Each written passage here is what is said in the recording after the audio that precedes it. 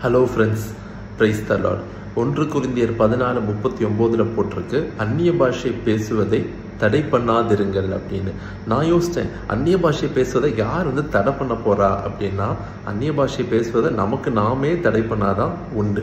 ஏன் நம்ம அந்நிய பாஷை பேசுவதை நிறைய பேர் தடையா யோசிக்கிறாங்க அப்படின்னா, இன்றைக்கு இருக்கிற ஜென்ரேஷன்ல அந்நிய பாஷைங்கிறது நிறைய பேர் ஒரு கேலிக்குரிய பொருளா பார்க்க ஆரம்பிச்சிட்டாங்க.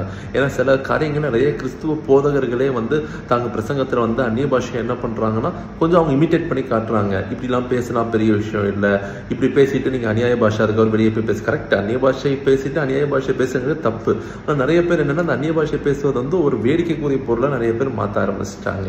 அதனாலதான் ஹோசியா 8:12 போட்டிருக்கு, என்னோட வேதத்தின் மகத்துவங்களே உங்களுக்கு கொடுத்தேன், நீங்க அதை அந்நியமா என்ன ஆரம்பிச்சிட்டீங்க. கர்த்தர் வேதத்துல ஒரு காரியத்தை கொடுத்திருக்காரு அப்படின்னா அது கண்டிப்பா அது ஒரு மகத்துவமான காரியம்.